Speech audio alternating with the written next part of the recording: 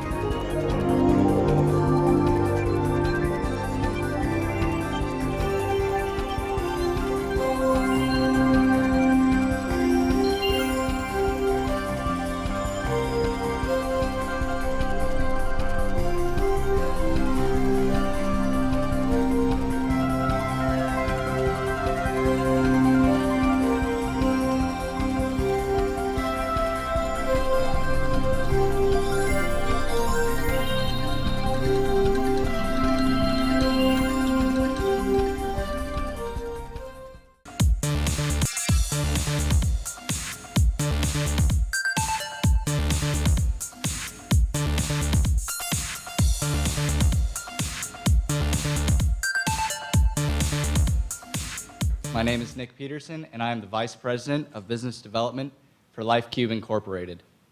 As many of you already know, the effect a disaster has on a community goes far beyond the destruction of property and infrastructure.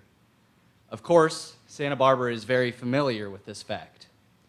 After the Tea Fire burned down more than 230 homes just 6 months ago, the Hesacita Fire took us by surprise last week, forcing the evacuation of 30,000 of our friends and neighbors, burning almost 9,000 acres, and reducing 79 homes to ash and rubble. Personally, I must say that I was extremely proud of our community to see how we came together to help one another in our time of need. While I was working at the Red Cross shelters this last week, I saw that we are a community that is not only empathetic, we are also willing to put forth whatever effort is required. However, no matter how much we are willing to give, the fact remains that current methods of response are inadequate in several serious ways. During the evacuations, the local hotels filled quickly, shelters became overcrowded, and first responders did not have the accommodations they required. Now imagine, if these problems were so readily exposed in such an affluent segment of the country, how might a disaster affect the rest of the nation? Here, 800 plus of the 30,000 evacuees were sheltered by the Red Cross. How much would that number have grown if most evacuees could not afford a week's worth of hotel accommodations or travel expenses to a friend or relative's home? Here, 79 homes burned down. How many would have had adequate insurance elsewhere? How much would they require in government aid to rebuild their home? Would that aid be enough to rebuild and find interim accommodations? These are questions that must be asked. California has obviously entered the fire season early. The Gulf Coast will enter hurricane season in a month or two, and our country will be required to provide relief. 10 days after Hurricane Katrina struck, the federal government approved FEMA's request of $2.5 billion for 140,000 trailers at approximately $18,000 each to serve as temporary shelters. Never mind that many had toxic levels of formaldehyde, the cost per unit was much too high.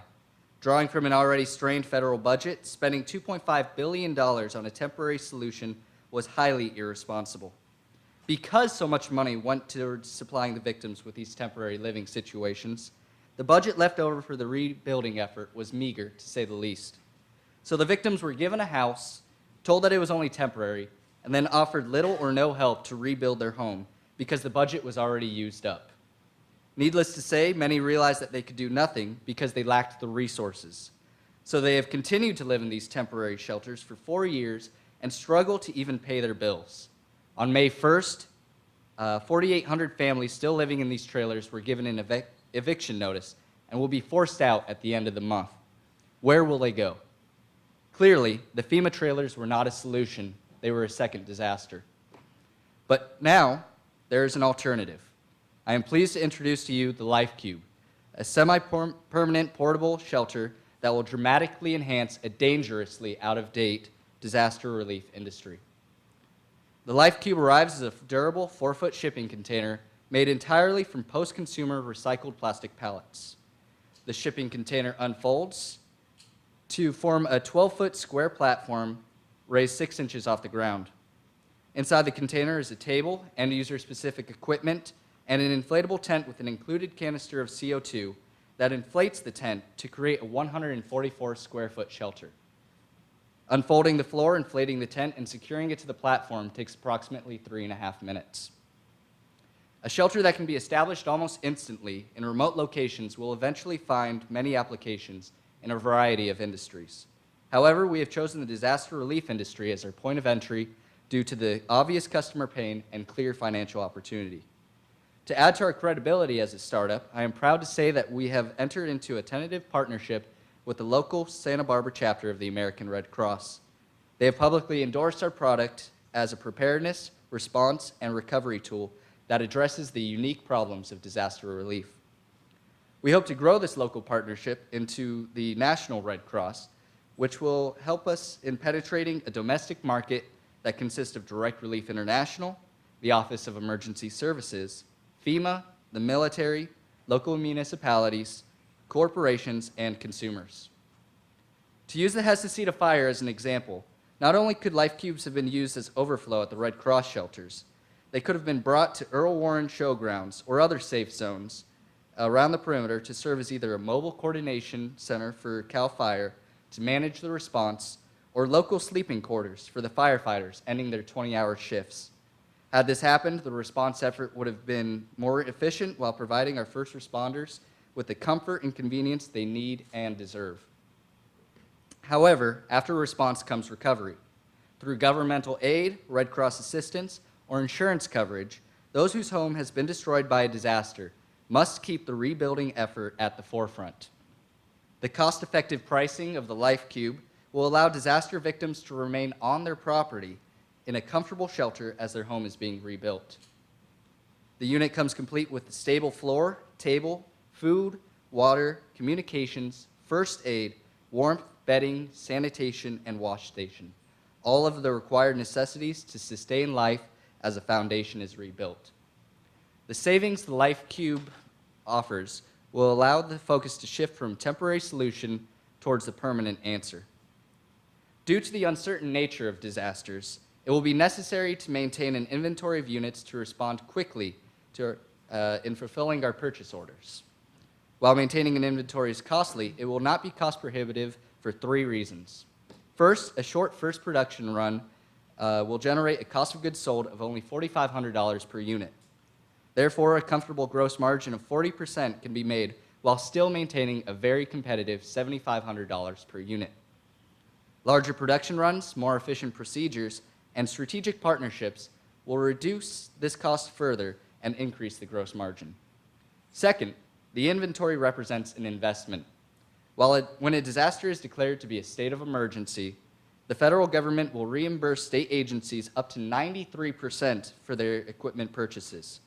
By having access to a large inventory, these state agencies will be able to buy units almost free of charge. Third, the inventory will be partially funded with revenue obtained from our corporate leasing program. Corporations are required to have a disaster contingency plan to ensure the safety of their employees, and they will satisfy this requirement with a Life Cube lease. Under a 5-year leasing agreement, corporations will pay monthly premiums of $150 per unit. At the end of the lease, the corporation will have the option to either return the unit or keep it for an additional payment of $1,000. The revenue per cube is increased by 20% under the operating lease and allows for a second round of sales on the same unit. Otherwise, the capital lease generates 33% revenue markup per unit. Already, we are in communication with a major Southern California biotechnology company who is intrigued by the idea and excited by its feasibility. Though maintaining an inventory may require a substantial upfront investment, the opportunity it allows dramatically diminishes the cost.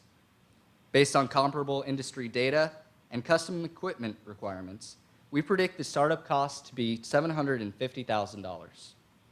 The current capitalization of the company is 76% to the founders, leaving 24% available for investment.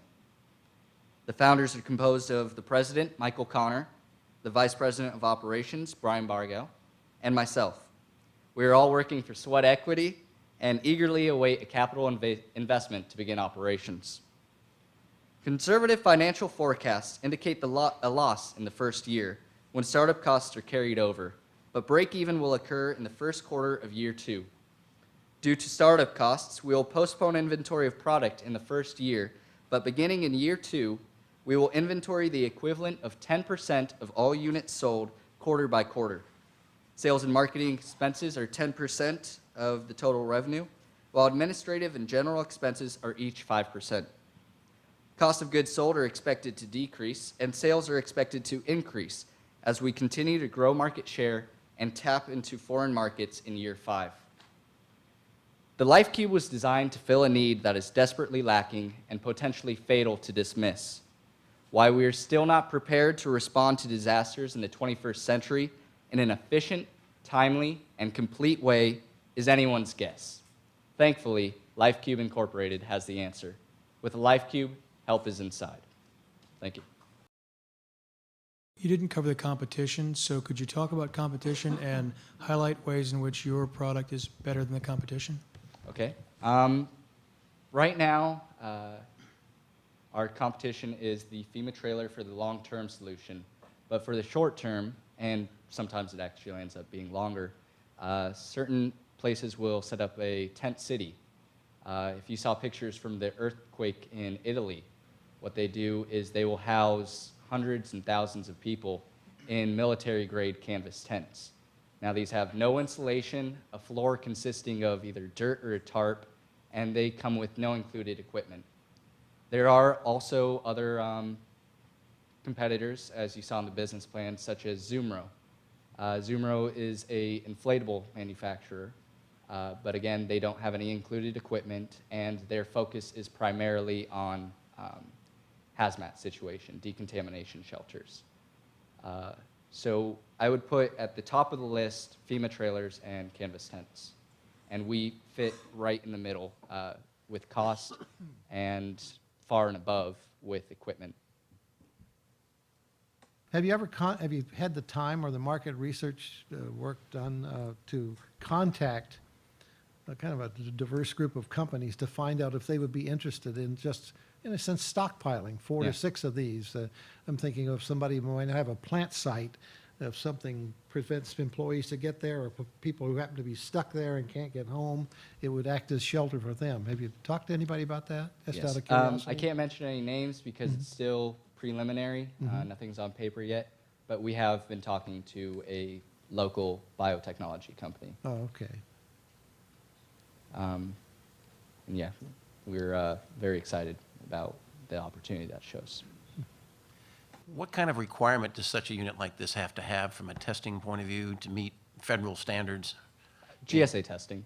Our manufacturer of the inflatable tent has been making Navy life rafts for 50 years, so they have plenty of inroads to the proper testing. They're really excited about our product. In fact, they have dedicated 1,600 square feet of their new facility to LifeCube manufacture. The pallet manufacturer for the floor has made equipment for the Air Force.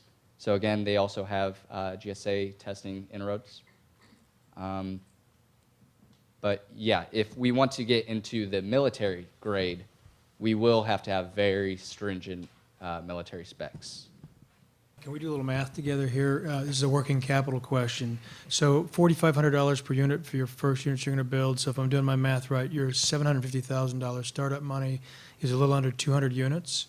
And until you start selling or leasing them, you have to carry that capital cost. It's called a working capital expense. So how are you intending to finance building the first number of units before you either have significant sales or leases? Yeah. We are very lucky to have manufacturers that firmly believe in our product. We have received this prototype that we've had for about a month and a half, 2 months now, and they fronted that cost. So we are kind of the second wind for our manufacturers. A lot of interest has been drummed up by them, and they will extend a line of credit to us. But right now, we are looking for that Series A investment financing. to carry over those costs. So just as a follow-up, in terms of capital allocation, how much of your initial funding do you expect will be working capital costs? We would like to start a initial product run of about 25 units. We will use those primarily for testimonials and press. You know, we have received a lot of press already through Wired magazine. The Independent just ran an article on us the other day. But yeah, of that 750,000, we would like to have 25 units made initially. Give them information about what's inside of the unit. I mean, other than the tent, you talked Yeah. a little bit about that, but the costing and what's involved in that. Yeah. Now, we call it end user specific because there will be different applications for the cube. It'll either be a shelter, and in that case, it'll have bedding, food, water, different rations, the camp toilet, of course, materials such as that. But if it's for, say, a first responder, like a firefighter, it will have a heavy emphasis on equipment they need and communications gear. So, yeah, our primary things are food, water, shelter, communications, first aid, bedding, and the like. How much of that is in your initial cost, your 4,500? 4,500? About $1,000. What about for climate? You know, it's one thing Yeah. you might need in, you know, in the southern Absolutely. states and so forth, and all of a sudden, if you've got a catastrophic earthquake in the winter of Colorado or someplace like that, Yeah. is there? We have you an adaptable? interior Can wood you- pellet stove that provides heat from the inside. But one of our primary product technologies is the walls. The prototype right now doesn't show this, but the walls will be 2-ply with 6 inches of dead air space. Oh, okay. That actually provides a very good That's a good R insulating factor, factor. good. Yeah, a R factor of roughly 40, 45. So it's comparable to a home. Let's say you have to move the tent once it's up, the fire moves and they want, you said it takes 3 minutes, one from pallet to. 3.5, yeah. Opening up, so, but to close it and put it back in a pallet form, and how long, what's the process involved in that? We've deployed it probably about 15 to 20 times now, and we can usually get it back in the box in about 10 minutes, sometimes 15. How many people? About 3. 2, if need be. What Could kinda the makes it long. occupants, would there be sufficient training or a little book there to show the occupants how to do that Yeah. themselves? I mean, we have designed this to be able to be deployed in the dark, in the rain, low visibility situations, with no prior knowledge of the product itself. More or less, you unfold the cube and you pull the cord to turn on the CO2, and the shelter inflates itself. Then you just strap it down to the pallet with a perimeter bungee. How essential is a flat surface for the construction versus somewhat hilly terrain? It's more of a comfort issue. You know, if you're on a hillside, you'll be on a hillside in the shelter, but it's not essential, but it is preferred. How strong of winds are you expecting for this to stand up to? High gusts, you know, of course not gale force winds, but we do have a internal infrastructure that actually gives it a pretty good wind and snow load support. And when it is fully inflated, it is, you know, very good under high winds. Like we had it up during these recent Santa Anas, and it held up very well. Do you have to maintain the inflation, or does it hold it very well? Do you have to top it off? The material that the infrastructure is made out of, the inflatable infrastructure, is the same material they make Navy life rafts out of. So it's not gas permeable. I mean, it will lose pressure after a while. Right now, we've inflated it so many times with CO2 that it has received some stress cracks, but that's because we don't have a diffuser in there or whatever. Thank you very much. Thank you. Thank you.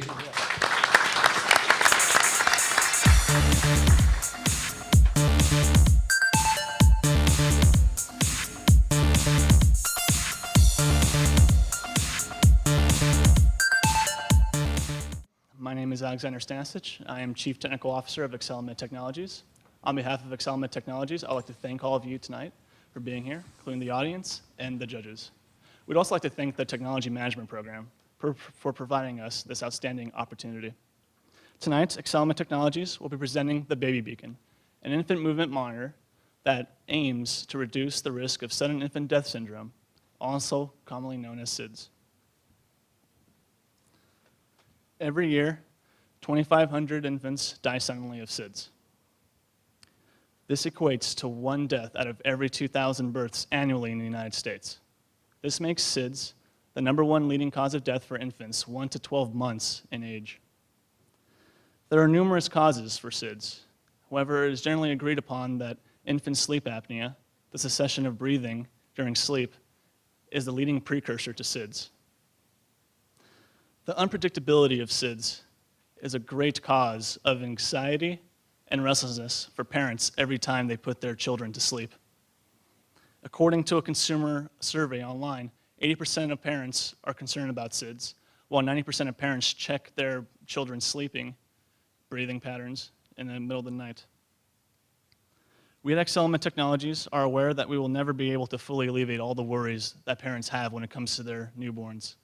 However, with the Baby Beacon, we will supply the need of parents to have a safe and reliable alert mechanism to warn parents of a parent's life-threatening events.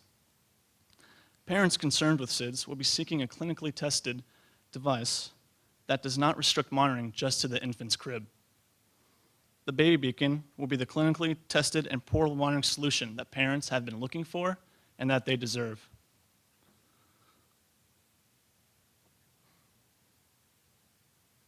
In June of 2008, our VP of Research and Development and I and myself won Most Remarkable Design at the Mechanical Engineering Capstone Design Competition. What we showed was a proof of concept that an infant chest band can accurately monitor infant breathing chest movements. To date, we have filed for a provisional patent and are currently working on our functional prototype. Once our functional prototype is completed, we will be testing our prototypes at the neonatal intensive care unit at the Santa Barbara College Hospital. After the completion of these clinical trials, we will acquire a utility patent, and we will also acquire an underwriter's laboratory certification to ensure that our product will be market ready. Now, I would like to introduce Joseph Marcos, our Chief Operations Officer. He is here today to talk to you about our growing industry and that we'll be entering, as well as the investment opportunity here at ExcelMed Technologies. These are the technologies that are available today for retail and monitor your infant's movement at night. Now, they're designed to be placed underneath the mattress and monitor motion through the mattress, but we feel that this is a passive monitoring service for alerting parents about a life-threatening disease or case, because we want to be able to detect the motion through direct contact of the chest. Now, they're prone to false alarms because of this passive mechanism, and this is also called a false positive in the medical community. They're very limited in portability because they can't be used outside of the crib setting, and they need to be hooked up to a power source in order to have any functionality. And lastly, they need to be used completely flat, which also inhibits their use. And most importantly, parents are very reluctant to purchase these products because they have no backing from the medical community. ExcelMed is aiming to attain this certification. This is our product solution. We'll be technically superior to all motion monitors on the market, and we'll be a 24-hour monitoring capability that can be used in the crib at night, as well as in the day during play. So, as the only band, we will differentiate ourselves and become the industry leader with the following technical superiorities. Now, the Baby Beacon will be the only motion monitor with cardiac monitoring capabilities. And so in the case of obstructive apnea, where there's a foreign object inhibiting normal breathing patterns, the heart rate will begin to drop below 80 beats per minute. And at that point, this monitor will send a wireless signal to the receiver, letting caregivers know that they're having a life-threatening event with their infant.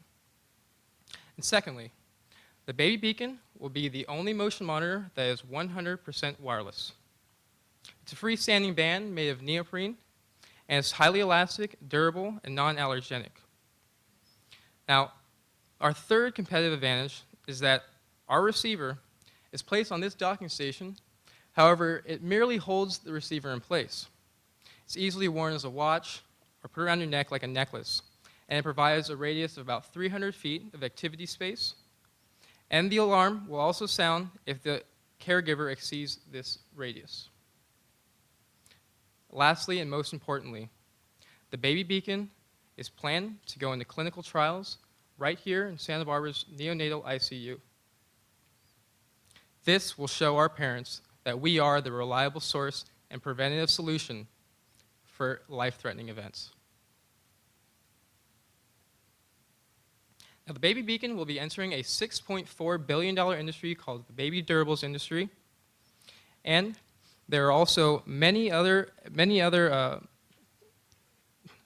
baby durables industry is a highly lucrative market because these products are partially recession-proof, and according to Mintel market research, only 19% of parents claim that they do not own an infant monitor. Now, according to Consumer Reports, the average middle-income family, aged 25 to 34, will spend about $12,000 on their infant up to age 3. Within the first year, however, $8,000 is spent on this infant. Now, annually, there are 4 million babies born in the United States, and we have focused on specific niches to market to and target. Now, firstly, over 50%, about 2 million babies, are first-time children. Now, their parents are least experienced about what it takes to care for an infant, and therefore experience the highest anxiety for SIDS. Secondly, 12% of all these children are premature. That's about 500,000 babies born. Now, these children are usually at-risk children diagnosed with cases of sleep apnea or asthma, which necessitates high monitoring once they're discharged from an NICU. Additionally, the Academy of Pediatrics has stated that 20% of all SIDS cases occur in the daycare setting. Therefore, since 70% of all parents say that they use these services, it behooves us to market to this population, and by the baby beacon being deployed in these environments will ensure that we can have a reliable and safer place for parents to leave their child.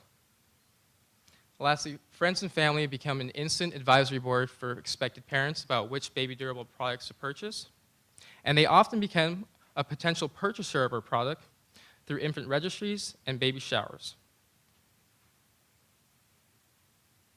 Now, our business revenue model will deploy in 3 distinct phases. First is launch. We'll rely heavily on our website to sell directly to our consumers and market heavily through e-commerce websites such as Amazon.com, Buy.com, and BabyCenter.com. Second is retail. We will begin to partner with retail consumer stores such as Walmart, Kmart, and Target. And these 3 establishments account for about 53% of all revenues in this baby durable industry in the US. Now, during expansion, we'll begin to extend our product line, adding visual and audio capabilities to our traditional cardiac and motion sensing technology. We'll also enter into growing lucrative markets, such as senior sleep apnea, and we'll also provide an FDA-approved monitor for our device. Now, we're asking for a $500,000 commitment to produce the baby beacon. The first stage of $250,000 will enable us to obtain full corporate status, finalize utility patent, complete the prototype, and become UL certified for wireless components. We'll also hire a chief executive officer and deploy a marketing strategy. The second stage, coming about 1 year later, will help us manufacture the first 3,000 units and cover any unforeseen necessary expenses. As you can see, and stated in our business plan, we intend to have a gross profit of about $10 million by year 2013, but this is taking in consideration a 1.5% conservative market penetration. At this point, we're thanking our advisory board. It's because of their help that we can bring to you this exciting investment opportunity, tremendous, exciting technology.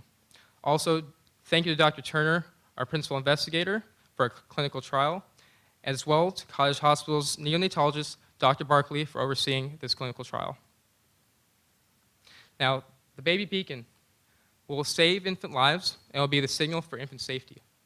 It is actually a $250 product that it will be a differentiator because it's the only product that has an elastic band for an active reading. At this point, we would like to say thank you to the audience. We'll answer all questions after this presentation, and we'll now open the floor to further discussion about the baby beacon. Thank you. What about this, the cardiac monitoring capability here? It's not on there. Pardon me? The cardiac monitor is not on that. Not on, no, that but prototype. tell me about that. Is it just beat, or what do you derive from it? What we derive is the heart rate. Just the heart rate? Just the heart rate, yeah. Gotcha, okay. When you're monitoring heart rate, as long as you're just monitoring heart rate and sudden changes in heart rate, it falls under Class 2 FDA certification. Right. But as the second you start going into asphyxia, I believe it's called, Right. you will have to go under Class 1. So what we're just doing is we're monitoring heart rate, and once the heart rate goes above or below a certain level, we want to alert the parents. So tell us how it works, how it actually detects breathing and how you actually detect heart rate. Well, the way it detects breathing is actually one of our patentable secrets, I guess you could say. We did file for provisional patent.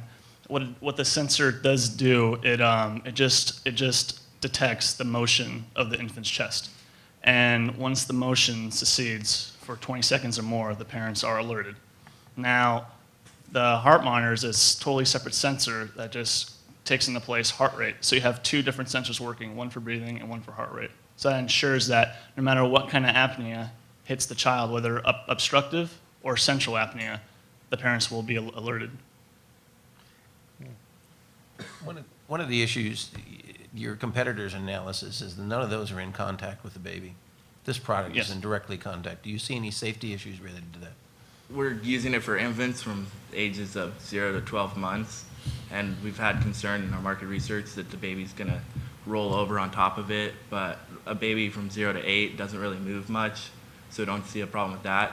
The band will be placed under the arms of the infant around the chest, and it's highly unlikely that it could cause strangulation, and the housing on the final product will be waterproof and electrical proof. It's not going to cause any sort of electrical shock to the infant. So on higher end apnea monitors in hospitals and at home that are FDA approved now, they use a chest band as we do, but they're not wireless, and they use electrocardiogram signals and other types of ways sensing for apnea. And they also are attached in the same way we do, but they have wires coming out going to a modem that's collecting all the data. Obviously, a product like this has to be unbelievably safe before a parent's going to put them on their child. So what kind of market research have you done to establish that your design is safe in terms of not coming off, not strangling the child, all the things you talked about, electrical shock? What kind of market research you've done to determine that this particular design is perceived to be a highly safe design? I'll answer this question. We've been following the FDA guidance to industry for sleep apnea monitors, and so that's been taken into consideration in the entire design, including the cardiac rates of when it reaches below 80 beats per minute for 5 seconds, as well as cessation of breathing for 20 seconds. Those are the industry standards, as well as other electrical components that will enable us to be a certified FDA product. Are those for infants or adults, those standards you just described? These are for both. Let's talk about the alarm it gives to the parent. How far away, is there a different alarm for heart than breathing, or what is the, how are they, is it a battery? Well, basically, the alarm acts both as a visual and an audio alarm. The beauty of this is that our receivers could be portable And so the parents could leave it on their stand, or they could wear it as a watch or a necklace. So the parents will never have to be worried about being out of earshot of the actual alarm itself. As for what kinds of different alarms, we're currently doing research on whether heart palpitations or breathing cessation should warrant different kinds of alarms. We're doing research right now on what parents should actually do once the alarm goes off. We were told by the neonatal intensive care center at Santa Barbara College Hospital that the first thing parents should do is stand back and make sure that no objects are blocking the child's breathing.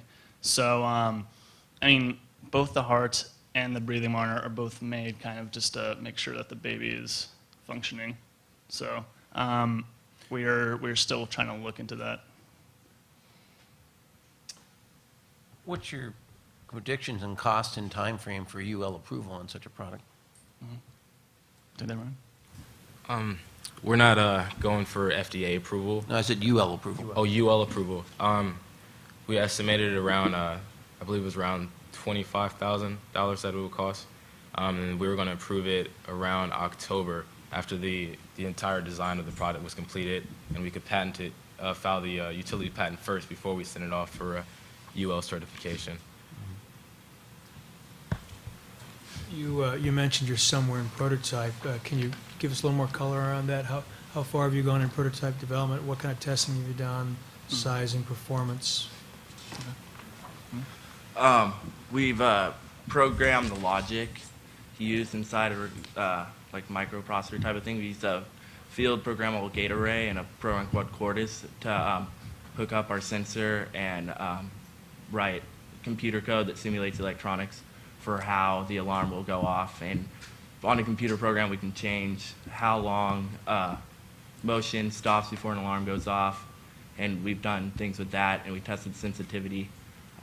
We'll be working on putting the wireless technology together. I've done some research and also tried to build a couple things.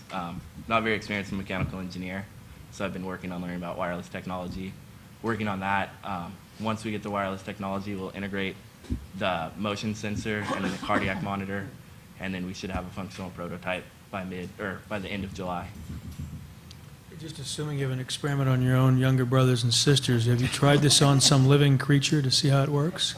We have not. We plan to. In relationship to that, you talk about clinical testing. What is involved in your clinical testing, and is it requiring an IRB type approval? Oh, yes. Our clinical test will require an IRB approval.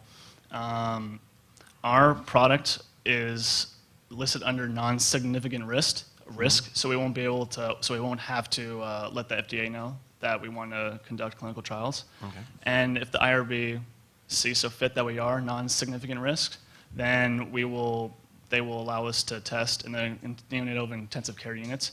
What those extra tests will be like, we'll have our wireless monitors on the infants. What the head of the NICU told us was he'll put it on 2 babies that are prone to apnea events, and then our monitor will wirelessly send data to a data collection unit, and then we will just collect the data.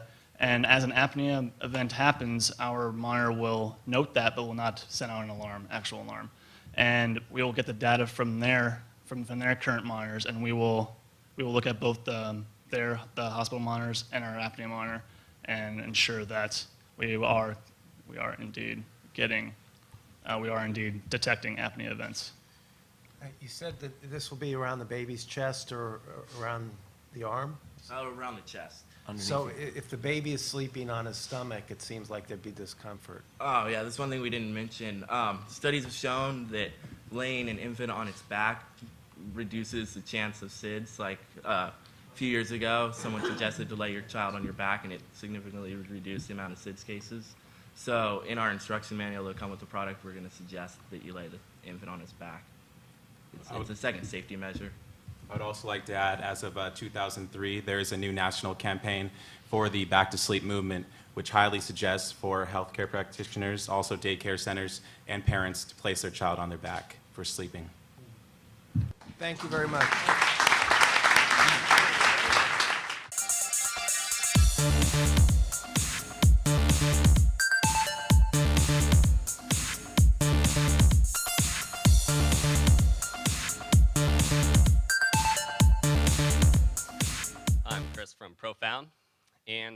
I've got bad news. 30 of you will lose your phones. 38 of you will lose your keys. 15 of you will lose your wallets. Sorry to be the bearer of bad news here. It's just a statistical fact. And oh yes, everyone in this room will misplace one of these 3 items by the end of the year. And there's nothing you can do to prevent this from happening. It's fate. That is, unless you have Profound's solution. Here at Profound, we use technology to prevent loss from happening. Let me emphasize this point.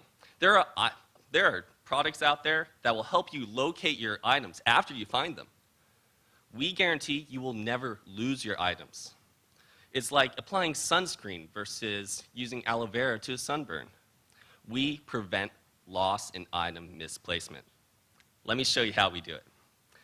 We have a small device that can attach to your keys, go inside your wallet, or attach to numerous other items. We then have software that runs on smartphones, such as the BlackBerry and iPhone. This software tracks the distance between the keys, such that if it were to become separated by user-definable distance, the phone will ring on a loud setting, alerting the user that they might lose their phone, keys, wallet, or any other personal items they wish to protect. We have already filed a full utility patent with a patent lawyer. And just so you guys know that this isn't some PowerPoint magic, let me show you the item right now. This software is running on the phone right now. We are tracking the distance between the keys. As you see, when I become separated from the device, the power goes down.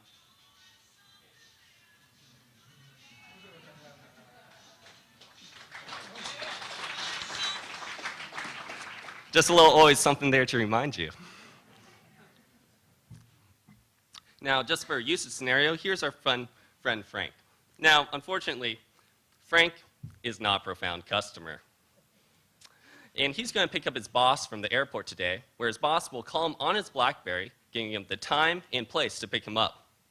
And now, unfortunately for Frank, Frank forgets his BlackBerry behind. Now, Frank didn't pick up his boss from work, and unfortunately lost his job. Sorry, Frank. Now here's Christian. Christian, he's a Profound customer. Now, when Christian goes to pick up his boss from the airport, he knows he's protected by Profound. As you see, he walks away, and ring, ring, ring, his phone alerts him that he's about to forget behind. Now Christian's up for a promotion at work and is more confident in knowing that he's safe with Profound. And I know what you're all thinking. What if the system fails? What if you don't hear your phone ring? We got you covered. Your phone will automatically lock down with a longer password and detect that it has been separated. It will also display a user-defined safety number, such that whenever someone finds your phone, they go and hit a few keys and dials your home phone up so you can get the phone back the very next day. In version 2.0, we'll also incorporate advanced GPS features to give you even more protection. Now, who's our market? Simple.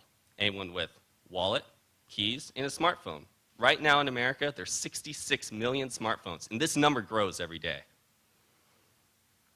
But within this large market, we're going to target these 3 niches.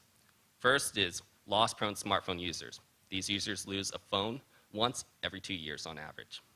Next is business travelers for their high reliance on BlackBerries and iPhones. Finally, companies with large mobile workforces like IT companies and sales professionals. We talked to these IT companies and they told us that when their engineers just forget their phone behind for the day, they're working at 20% productivity. This costs these companies money. Now, distribution will be initially direct and through our website. We'll utilize the smartphone app stores as well as conventional retail. We have already set up distribution through Kaler World Traveler with 5 stores in the Chicago area, plus 1 online storefront. OEM and partnerships through distribution are also possible. Competition, it comes in 2 forms. The first is services. Services like massive online lost and found sites, data backup services, and phone insurance. These services are A, non-preventative.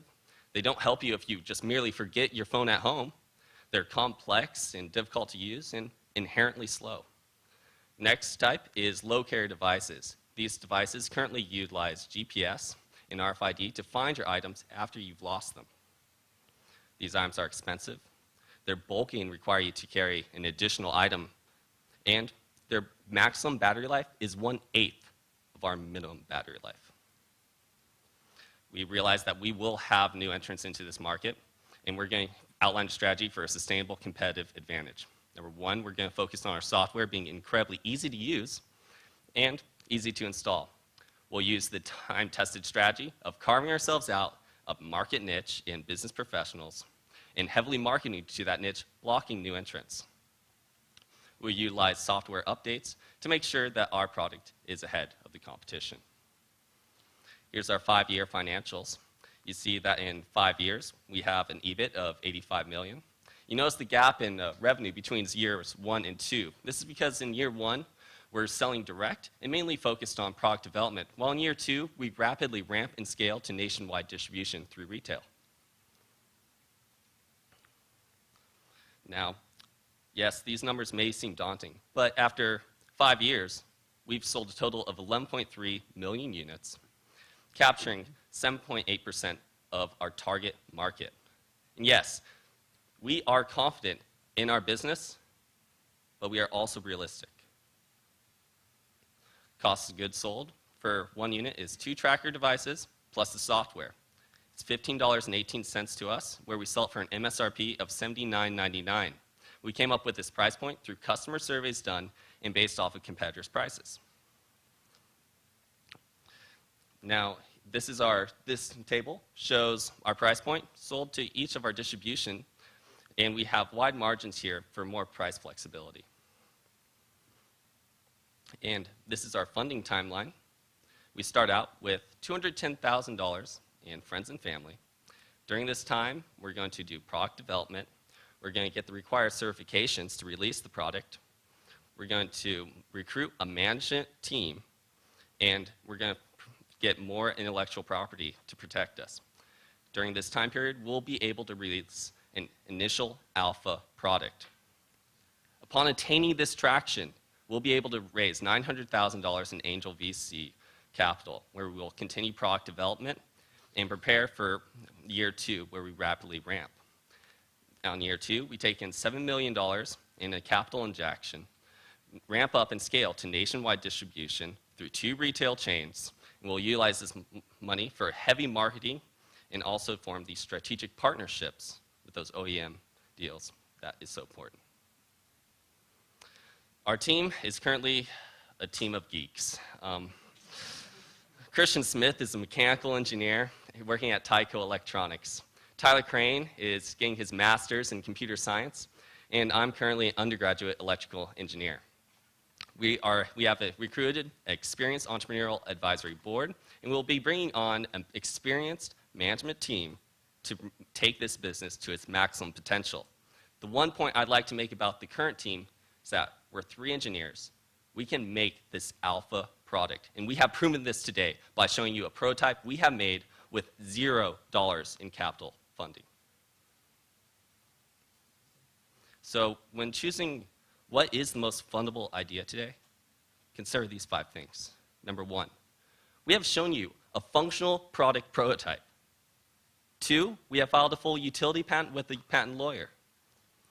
3, we have figured out our distribution channels and already have a means of distributing this.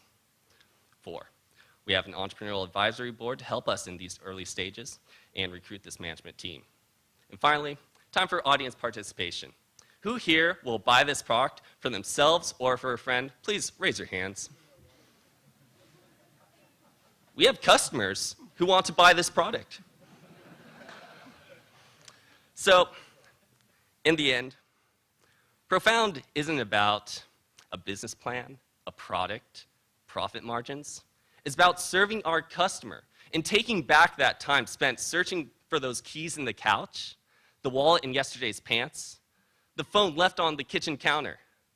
Together, we can take what has been lost and make it always found.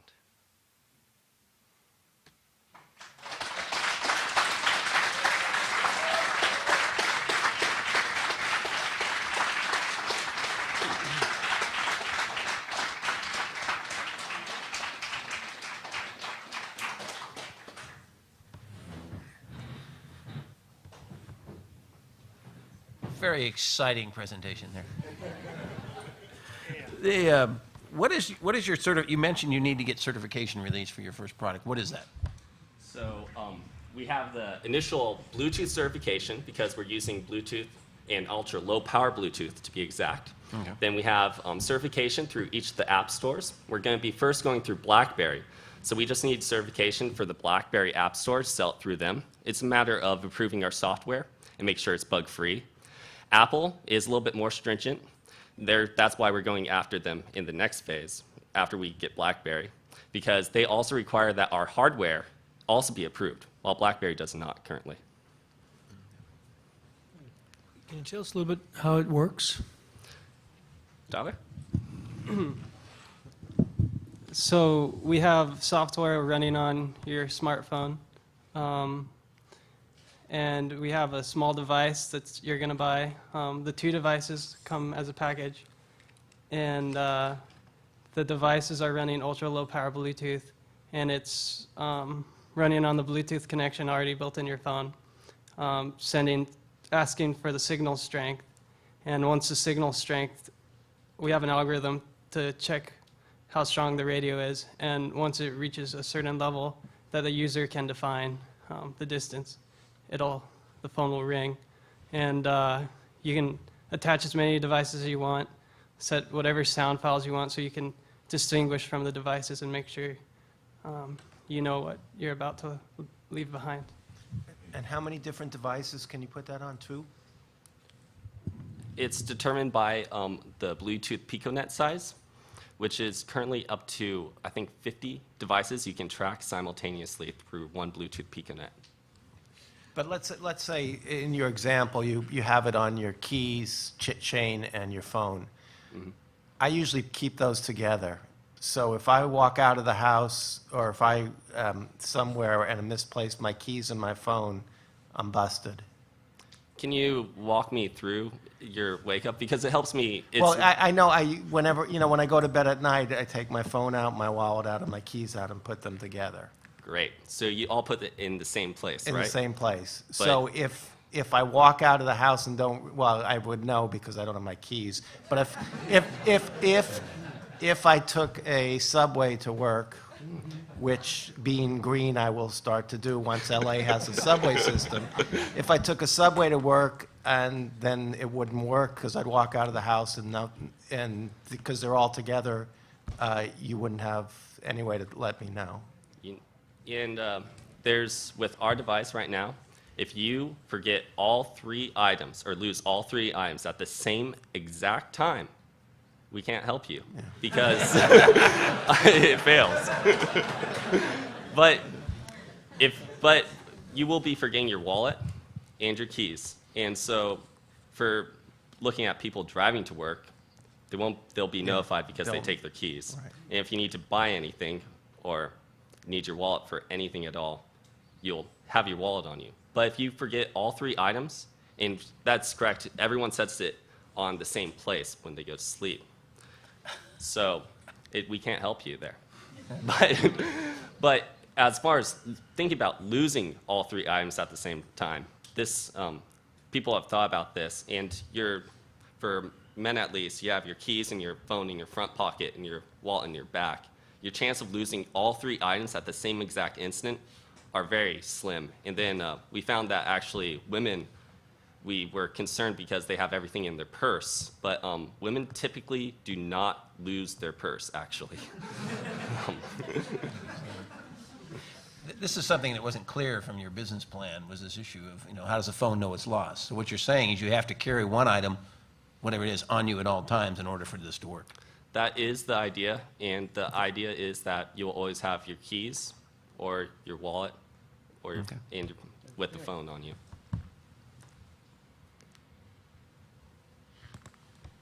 Can I ask you a margin question? Sorry, Ray, you ready? No, go ahead. So you have a pricing, remember, from $39 to $79. Have you priced out the component parts? Yeah. If so, and sourced them and build that up so you get an adequate margin on the product? Sorry, Margins, cost of goods, so Yeah. the cost of all the component pieces, you've got a couple of these, I guess, Bluetooth chips that are going to be attached, And then the software and everything is downloaded to the phone. And Yes. I presume the phone has to also have Bluetooth-enabled technology. So have you priced out the pieces that are going to make up your system, what that's going to cost you, and done some margin calculations? Yes. I believe in the previous slide, I have that pie chart that breaks down the cost of each component plus the cost of manufacturing. The cost of manufacturing is the main cost of that is going to be in forming all the components together, because they have to go and get a machine to actually solder all the items onto the board. And then we have injection molding for the casing of this. And so that's the casing molding. And then once you have the injection mold from that initial capital investment, casings get very low cost. And then as we ramp and scale up to larger orders, our costs will go down. I have this priced right now at per 1,000 units. And with our MSRP, we have that at $79.99. But as you can tell, these are our early projections. And so costs may go up, they may go down slightly, because I'm pricing this off of a Bluetooth chip of current Blue Core 6. We want to use a Blue Core 7, which is ultra low power, this after current Bluetooth pricing. What is the technology specifically? What type of chip? We're using ultra low power Bluetooth standards. Now this is brand new technology here. Okay. And basically what is current Bluetooth skips over 24,000 or 2,400 frequencies per second. So that makes, and that's the Bluetooth standard of going through. This ultra low power Bluetooth goes only through 37 frequencies per second. And so this decreases the power. And that's why you haven't seen this item out yet. I see. That Okay. raises the question, so you're specifying a 2-year battery life? Yes. So that's based in part on a new battery technology or new chip technology? New chip technology, because this number we got from the companies and how they showed it at these trade shows. Okay. What happens if your phone's off or on vibrate? Well, we can override the software controls with our software. So if you set on vibrate, we can change that so that on our software, it will ring on the loud saying no matter what. And then you can also change the ring on our software, like if you're at a presentation and you don't want this thing going off at you right now. And but if your phone's off, once again, our product does not work, because it assumes that your phone is always on, and we're using this as the brains. In your projections forward, you talk about entering the market on a direct sales basis initially, but then dropping that in the second year. Why are you dropping an ongoing business? This is from our advisors, and saying that would AT&T let us continue a direct sales base with this while going and selling through a retail is a conflict of interest. So we want to go and keep a realistic projection as possible. So we dropped that cash flow there. Do you guys have to pay a license to have an Apple application or with Research in Motion, or is that, and is that built into your financial forecast? Yeah, if you saw on the App Store, I think our margin was 72%.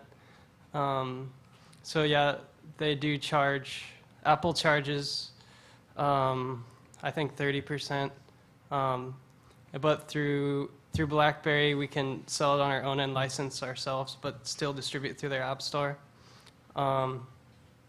So that is figured into our financials, and that is a cost we're going to have to pay.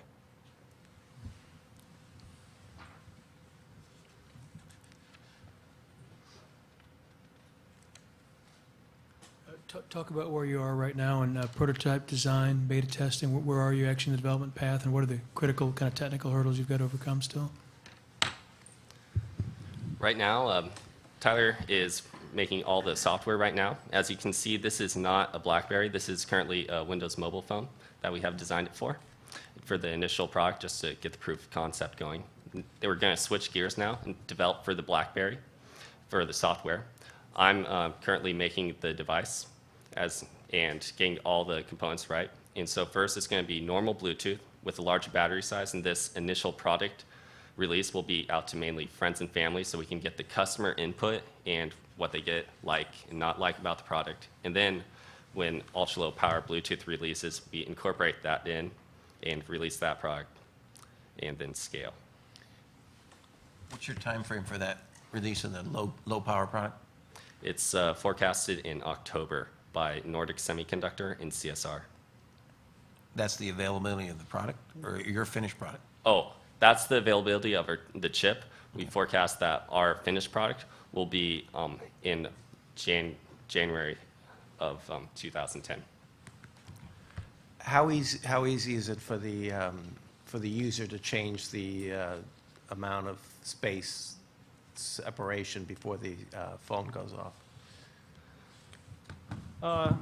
Well, we're designing a simple touchscreen UI to go with the new smartphones, and you just load up the application, select the device with your finger, and then it'll say choose ring distance, and then there'll be ranges between like 0 to 3 feet, 3 to 6, 6 to 9, or whatever. So whatever it's they want. something as easy as changing from silent to vibrate to. And what about competition? Well, there's no direct competitors in this market right now. And that's our unknown, is that we don't know what Samsung is doing right now, or there might be other startups tinkering around with this idea.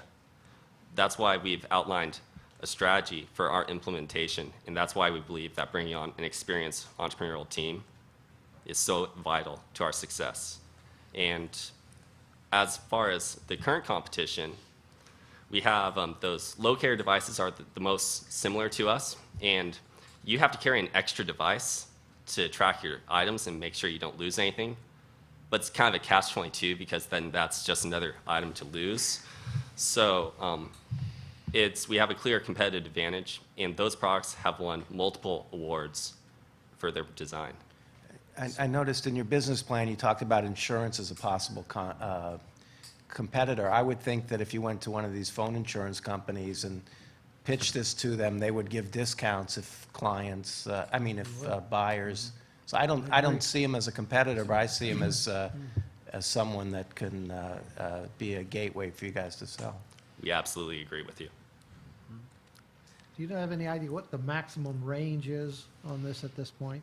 We're using class level 2 Bluetooth, so Yeah. it's 30 feet. 30 We want to go and send this, one of our advisors wants to use this to track his cats, actually. And they can be anywhere within this perimeter here. Yeah. And we can switch out and have devices that are using class level 1 Bluetooth.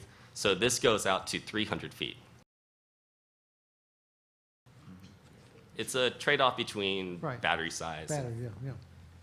Thank you very much.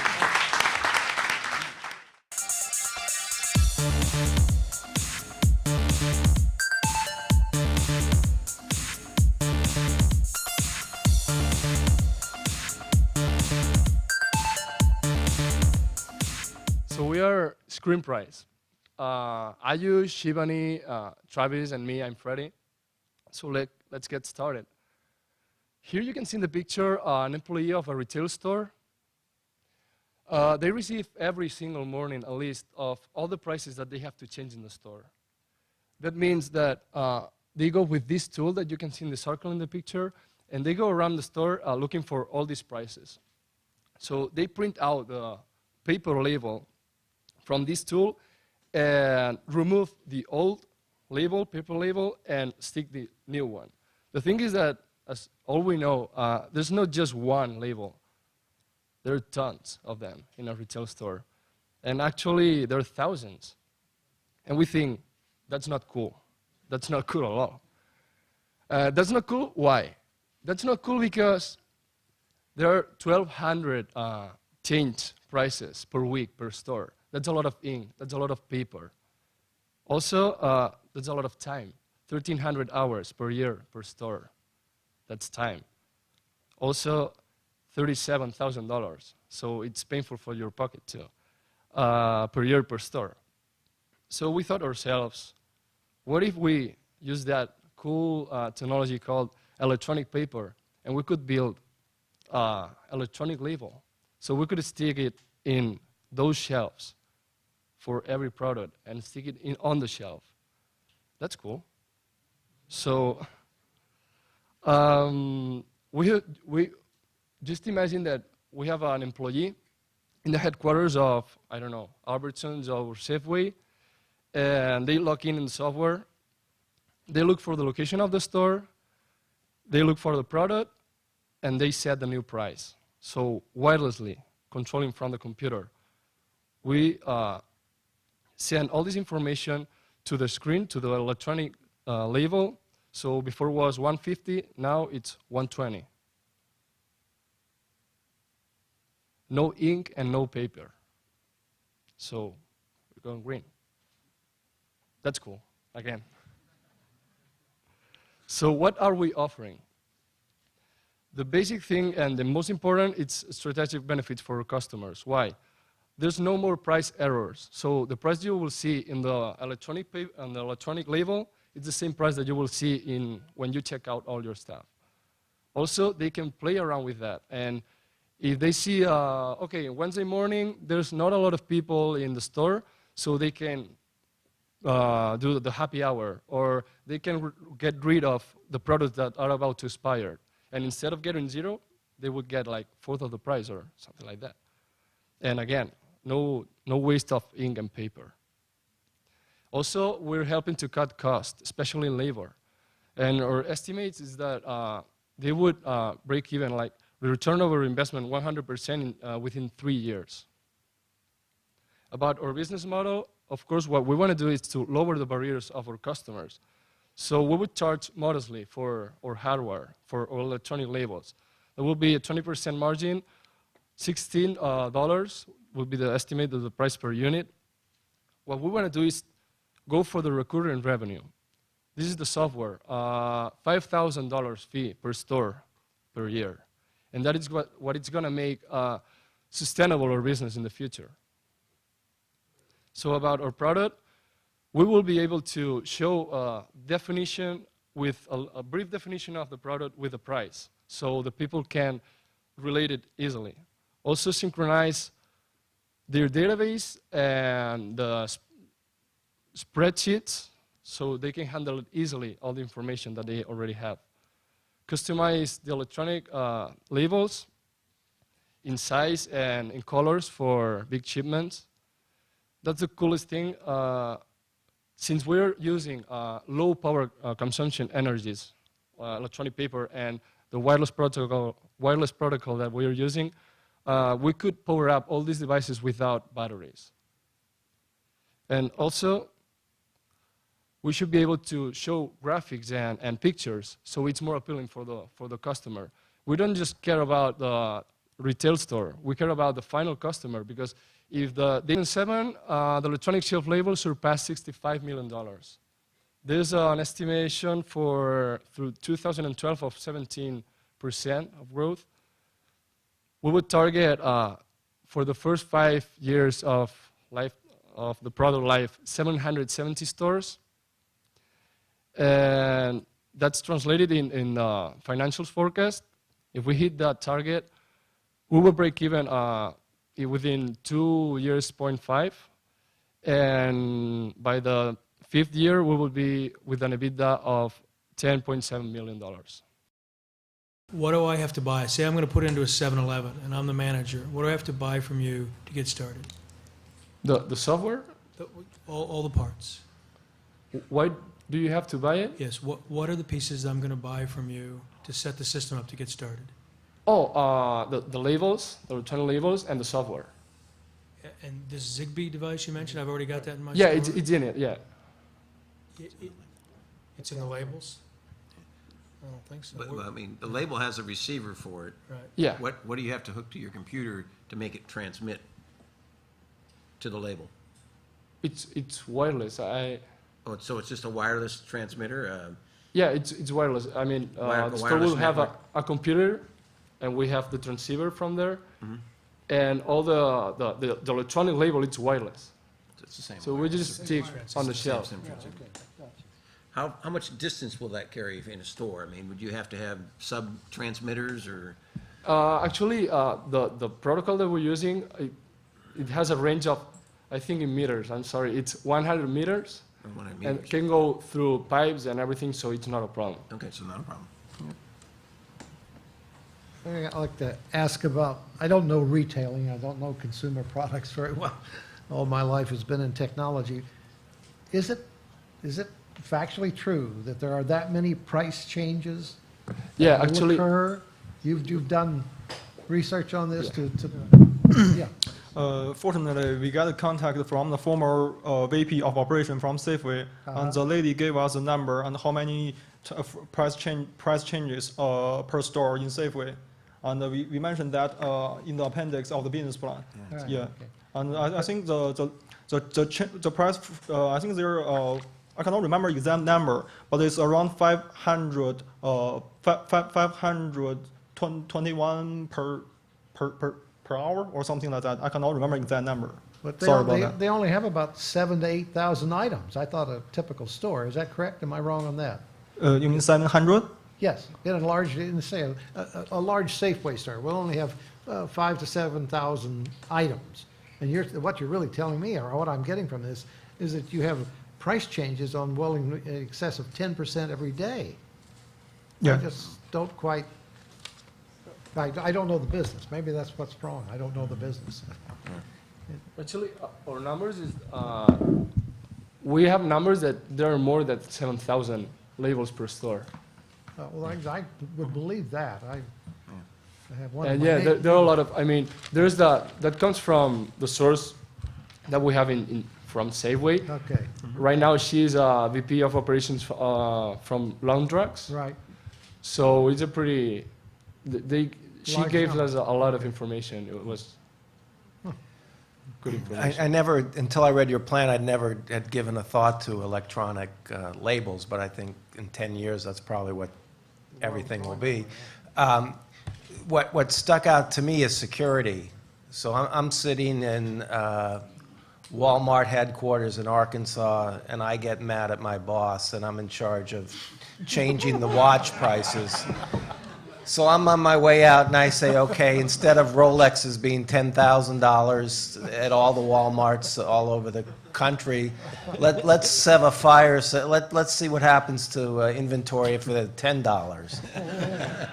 How you guys going to? I mean, if I'm a boss, I would be petrified that you can change prices this easily. I mean, if a guy labeling in one store does it, your losses are, you can manage. But if centrally someone's doing that at stores that you want to be in, how do you make sure that these sort of things don't occur? I completely understand, and that comes with a wireless protocol. It allows us to do some bits of encryptation. So that is extra security that we are adding to this product, because we know that if someone smart can break into in our product, we're out of business too. It's so painful for the customer. If you are not reliable, we lose everything. So we thought about that, and we have the wireless protocol that has to work on that to be more reliable and secure without So right now, you don't have, right now, if someone has authorization, they can make the changes without safeguards. Right now, the way the program is set up, you don't have the safeguards in to ensure that someone who's just either makes an honest mistake or is malevolent to catch those sort of things.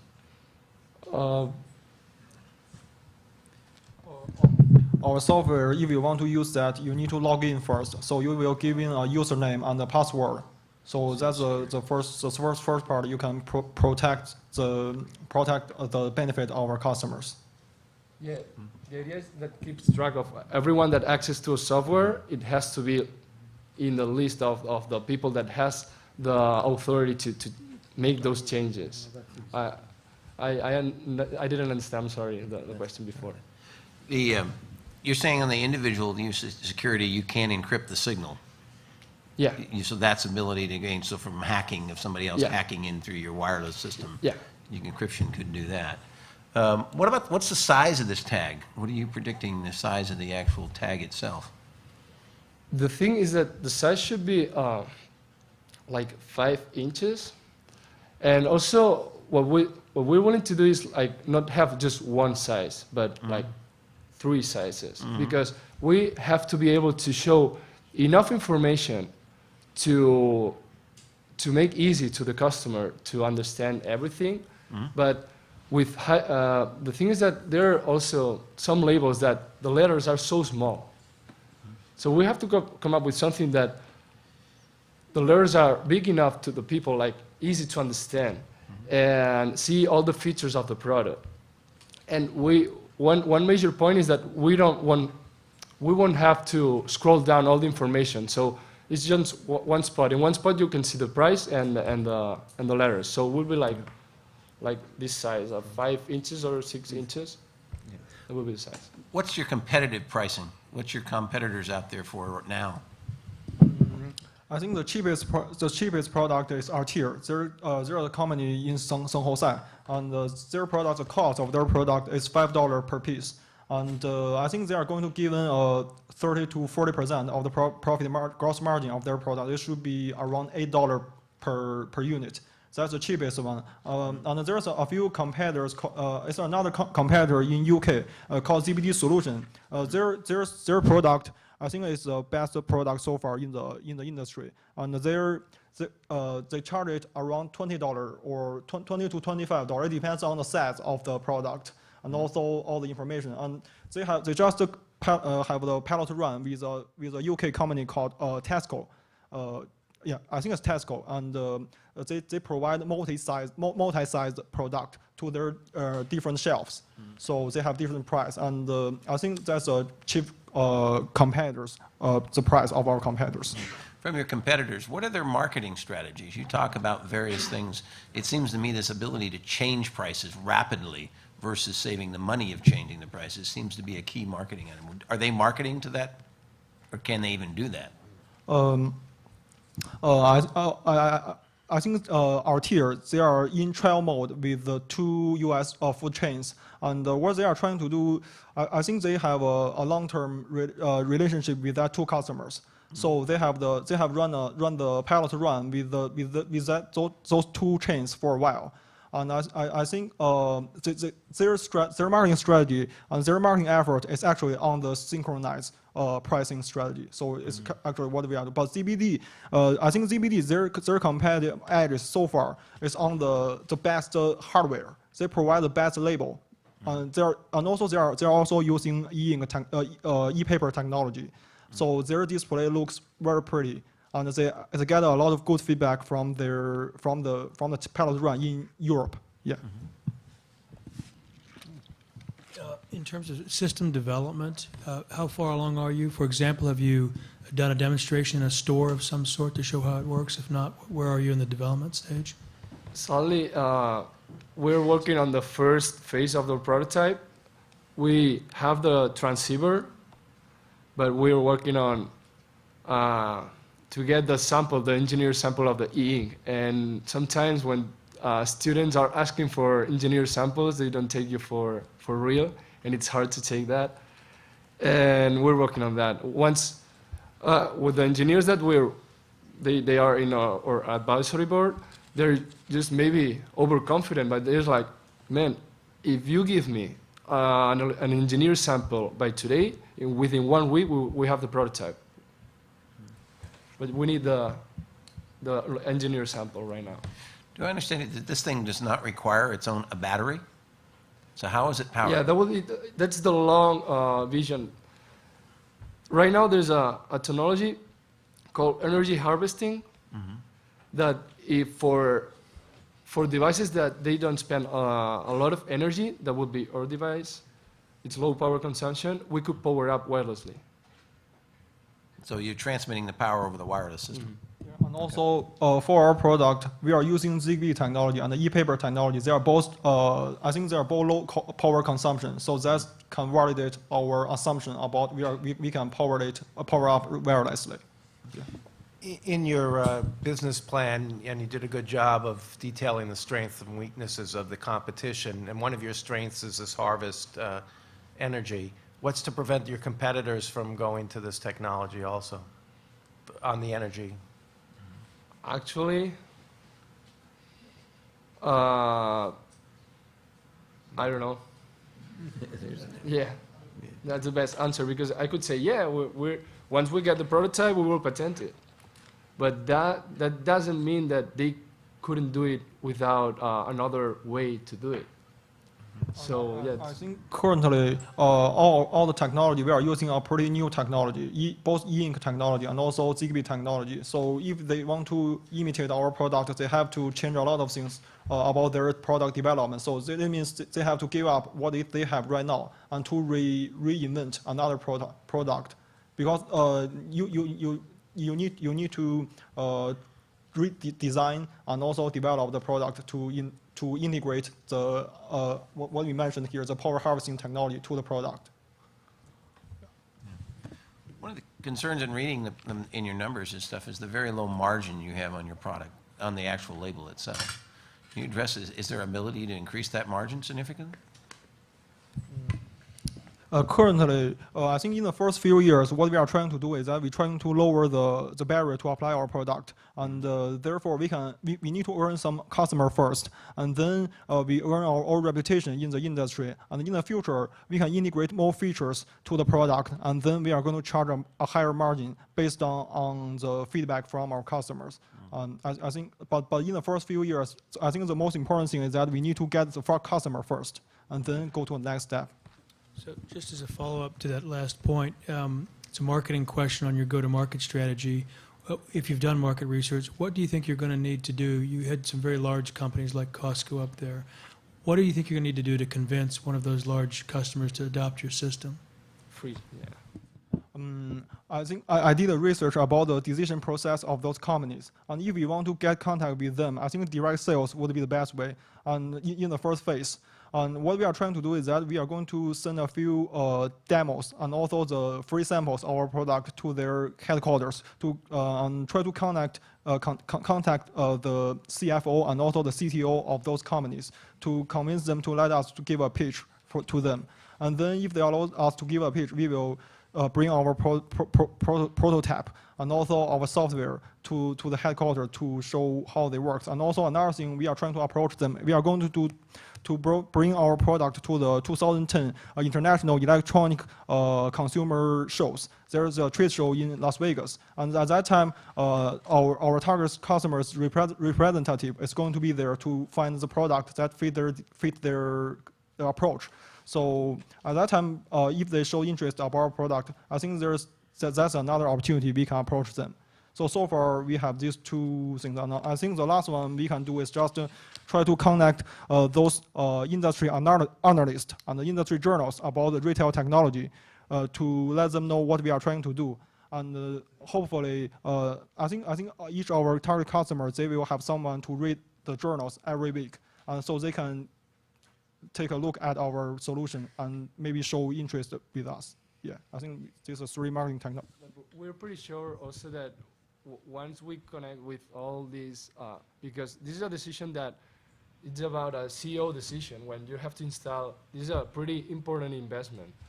So what our expectation is that they ask us, like, install 1,000 of your labels for free. If it does work, then we will buy everything. But we expect that. We will have to install all the system and see how it works, because they want to know that, okay, you do your prototype and everything, but I want to know how it works in my store. The last thing I want to mention is we have a backup plan for that. If we cannot win a big customer at the very beginning, we plan to sell our product to those paper label producers, and because they have the connection with, the distribution channel with those our target customers, and at that time we can complement each other, because I think we are very confident that the electronic shelf label is going to happen pretty soon. So at that time they are facing the risk of being kicked out by those CBD solution or the R-tier. So at that time, if we complement each other, they can use our technology, we can use their distribution channel. So that's a backup plan. If we cannot earn a big customer at the very beginning.